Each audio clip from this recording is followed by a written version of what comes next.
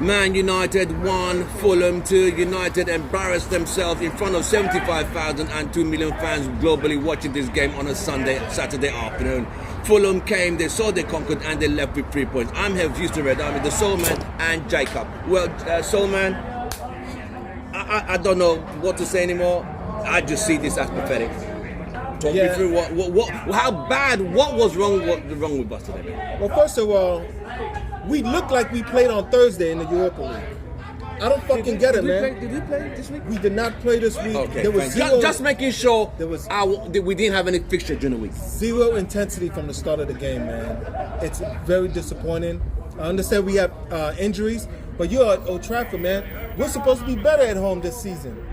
To just not have energy, man. I mean, it's almost as if we don't even have a duty to the fans, man, that paid their money to go see them. You're here to entertain, man, and I get it. This isn't the Alex Ferguson era. We're not playing the same way. But Jesus, man, we don't even have a style at this point. Again, another season. We are stuck wondering, what are we doing on the pitch? What is the game plan? It's February.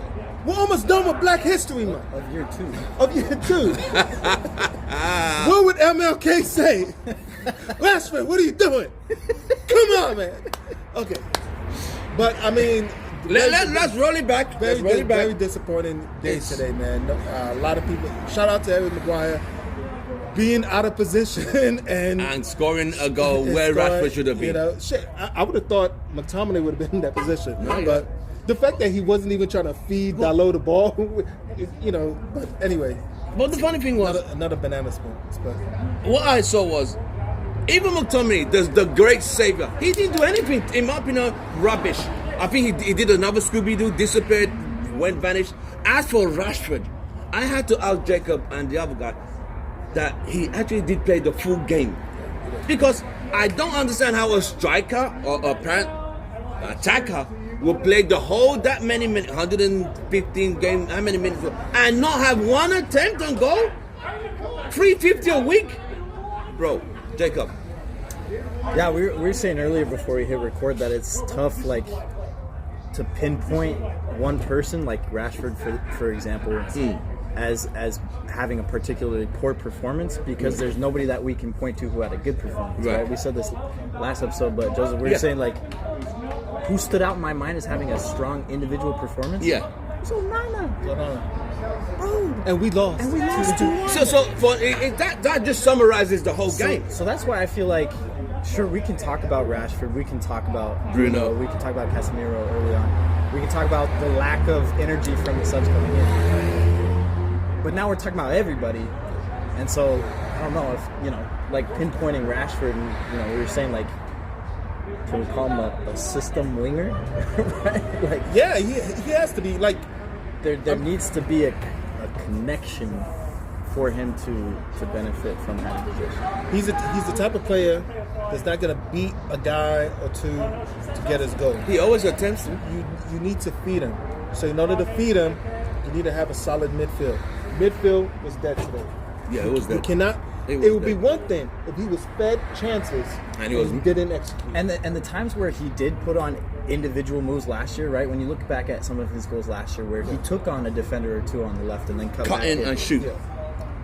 This season, that's because the defense had to worry about our midfield coming through because it was actually there. Yeah. But if there's no threat from the midfield, we can stack two on the wing, and he's not going to be able to be there. They'll stack 2 with 3 on him. But the thing with Rashford, he's not gonna recognize that he's got he's being triple teamed. He's gonna try to dribble, and that's one thing I will fault him on.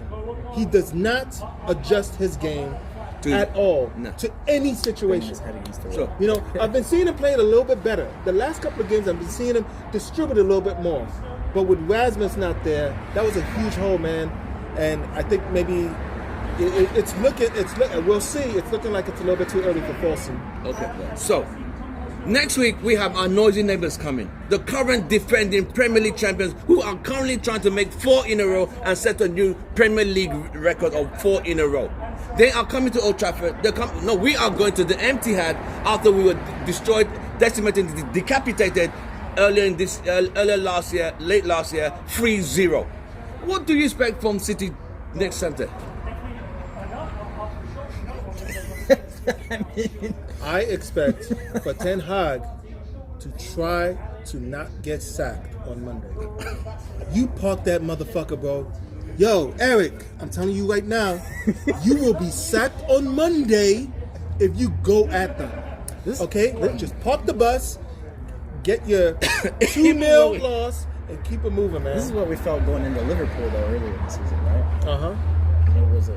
1-0? We ended up escaping somehow.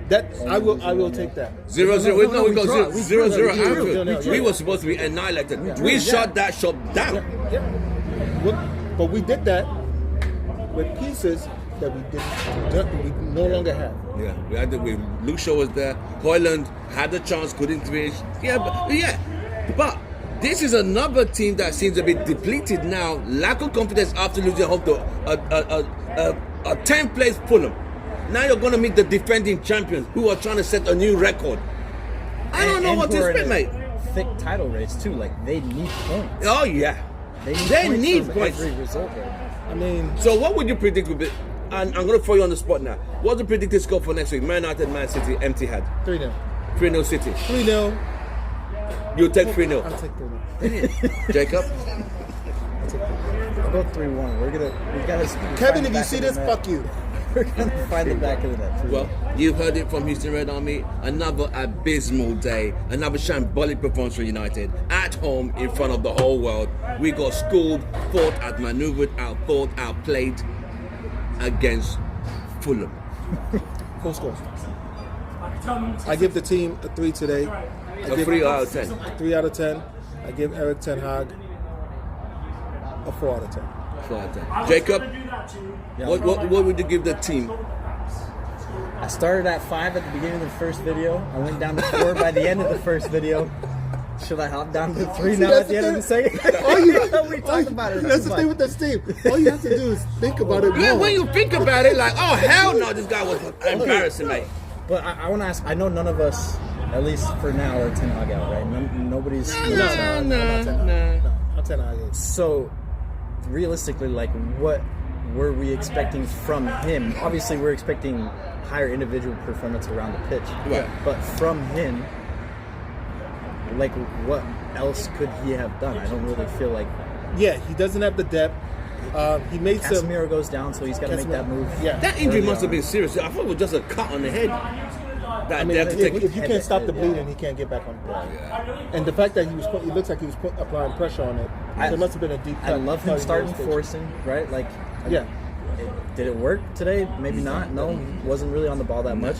You bring Ahmad in, right? And Anthony doesn't get on until the 99th, so I'm happy with that. What was the point of that today? I love how you have been able to find the smallest of positive. Yeah, I just to defend the manager though, because I know there are going to be people around the world elsewhere outside of Houston. Today, people are going to be saying 10 Hag out. I know a couple of fellas in London that's going to be talking mad. I just don't know what he was supposed to do. Yeah. They're gonna say. I don't normally come out. I let the people speak. On a scale of 1 today, it's a minus 2.5. They were abysmal. I'm sorry. When I checked the stats, it said 56-44. I think that was they rigged those stats because I did not see 56% of Fulham. I saw 70%, 30%. Because United were embarrassed. The last 10 minutes. Oh yeah. Well, the game is not 10 minutes. The game is. They don't understand that though. Like that's every game, right? When McTominay scores too late. How do you get dominated at home by Fulham? Come on, bro. I don't mind Arsenal, Liverpool, Man City, but Fulham. Are we that bad? We are habitual in our complacency. We are a team that consistently needs to be picked up, like energized. Like I don't know what it takes. We are consistent, and today the whole team. I don't know what it is. It's like the passion is like the whole team doesn't have a passion to win. Spineless, gutless, weak-minded bastards. Rubbish. Again, the same thing. Last season, we overachieved. It's clear. This is the same thing that happens to every manager. First season, overachieved. And then we judge the manager on the first season. Jose told us, second place was the greatest achievement of my entire footballing managerial career. He knew what he was dealing, but we laughed like United don't do second. We were laughing like United standards are not second. When you look at it, what he said I'll take now. second right now. Bro. For the next 10 years, I'll take second. Every single, look Which at is us. sad because we shouldn't be saying that. But that's Every where we are. single past manager has been absolutely wrong. Well, you've heard it from Houston Red Army, the Soul Man, Jacob. It's been an absolute pleasure. Don't forget to like, share, subscribe. Glory, glory. Yeah, United. We're out of here on another abysmal day. See you soon.